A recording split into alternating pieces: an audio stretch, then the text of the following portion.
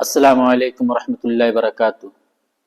ناظرین، یہ مہینہ رجب المرجب کا مہینہ عظمت والا مہینہ اور حرمت والا مہینہ ہے۔ یہ ان مہینوں میں سے ہے جن مہینوں میں اللہ تبارک و تعالیٰ کی خاص رحمتیں نازل ہوتی ہے اپنے بندوں پر۔ یہ ان مہینوں میں سے ہے جن مہینوں میں نیکیوں کا اجر بڑھا دیا جاتا ہے، نوافل و صدقات کا اجر بڑھا دیا جاتا ہے، اور اللہ تبارک و تعالیٰ کی خاص رحمتیں اپنے بندوں پر ہوتی ہے۔ یوں تو ہے عام الطاف شہیدی اس کے سب پر، یوں تو ہے عام الطاف شہیدی اس کے سب پر، تجھ سے کیا ضد تھی کہ تو بھی کسی قابل ہوتا، تجھ سے کیا ضد تھی کہ تو بھی کسی قابل ہوتا۔ برادر ملت اسلامیہ، ہم چاہتے ہیں کہ ہمیں کوئی ایسا اللہ والا مل جائے، ہمیں کوئی ایسا ولی مل جائے، ایک نگاہ ہم پر ڈال دے اور ہماری دنیا بدل جائے، ہمیں یہ چیز حاصل ہو جائے، ہماری وہ تمنا پوری ہو جائے، ہماری یہ مراد پوری ہو جائے۔ جب نہیں ملتا ہم دعا کرتے ہیں تو نا امیدی کے شکار ہوتے ہیں۔ ایسا نہیں کہ ایسا ہوتا نہیں، ہوتا ہے۔ اللہ کے نیک بندوں کے صدقے یقیناً تقدیریں بدل جاتی ہیں، لیکن یہ کائنات کا سسٹم نہیں ہے، یہ دنیا کا نظام نہیں ہے کہ غوث پاک نے ایک چور کو ایک نگاہ میں قطب بنا دیا، اب سارے چوروں کو قطب بناتے چلیں۔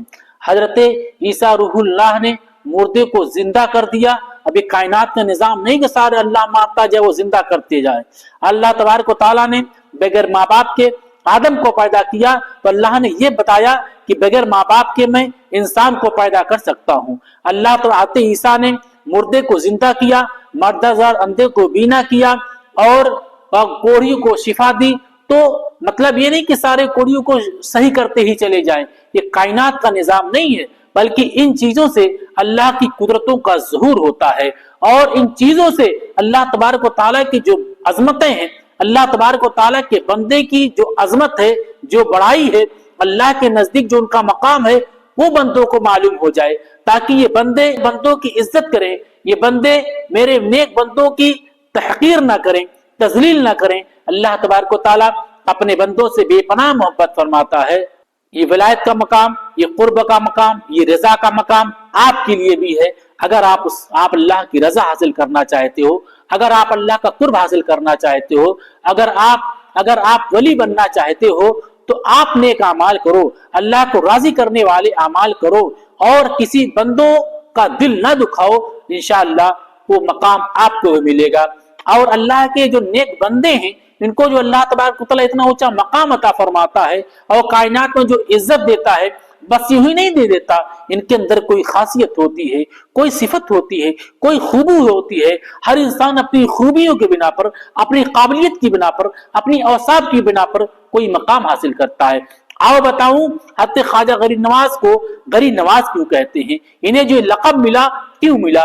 ایک دفعہ حضرت خواجہ معین الدین چشتی رحمۃ اللہ علیہ کے پیر و مرشد حضرت خواجہ عثمان ہارونی رحمۃ اللہ علیہ نے عشاء کی نماز کے بعد مریدین سے فرمایا، کل فجر کی نماز کے بعد جو بھی میری زیارت کرے گا اسے جنت کی بشارت ہے، اسے کیا؟ جنت کی بشارت ہے۔ اور اگر کسی نے باہر جا کر یہ خبر عوام کو دی، یہ خبر عوام کو بتائی، تو اسے دوزخ کی بشارت ہے۔ اس کے بعد حکم دیا کہ خانقاہ کے دروازے صبح تک بند کر دیے جائیں، کوئی بھی خانقاہ کی حدود سے باہر نہ جانے پائے کہ عوام کو خبر کر دے۔ اتنا سخت پہرا، یعنی جو خانقاہ کے اندر ہیں اندر رہیں گے، باہر نہیں جائیں گے، دروازے صبح تک بند، کوئی اندر کا آدمی باہر نہیں جا سکتا۔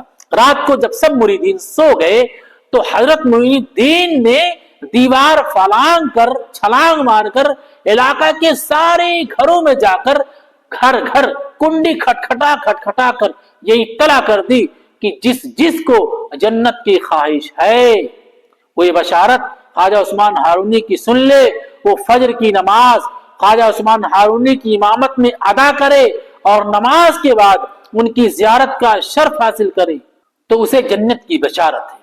صبح جب حضرت نے فجر کی نماز کے بعد منہ پھیرا تو حد نگاہ تک نمازی موجود تھے۔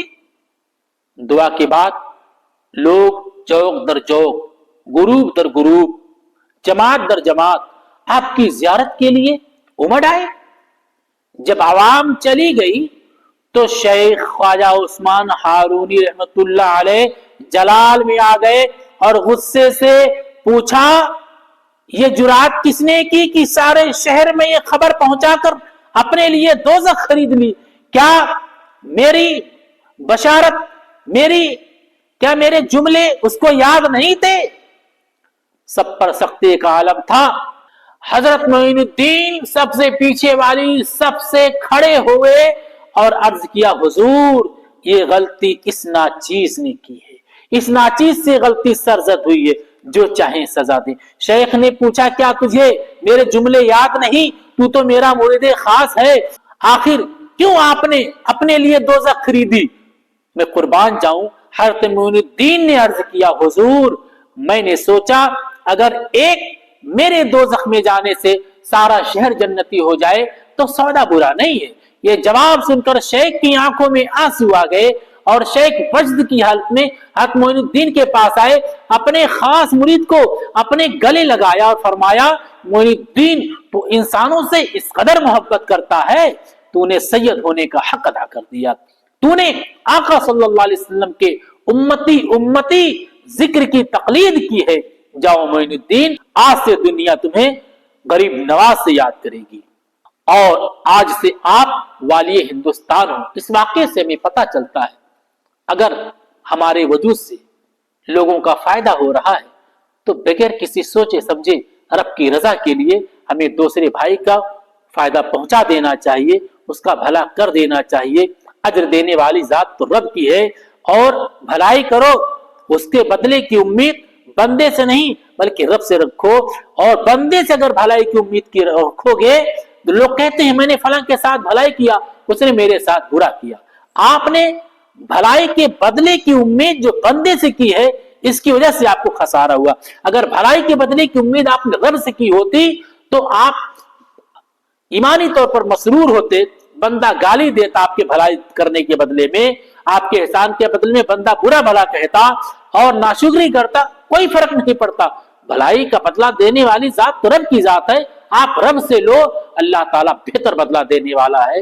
اور کل جب نیکیوں کی شکل میں ہمیں بدلہ ملے گا تو ہم اس کی قیمت کا اندازہ نہیں لگا سکتے۔ اللہ تعالیٰ کی بارگاہ میں دعا ہے کہ اللہ تبارک و تعالیٰ اپنے ان نیک بندوں کے صدقے جن سے بے پناہ محبت کرتا ہے ہمیں دنیا اور آخرت کی تمام بھلائیاں عطا فرمائے۔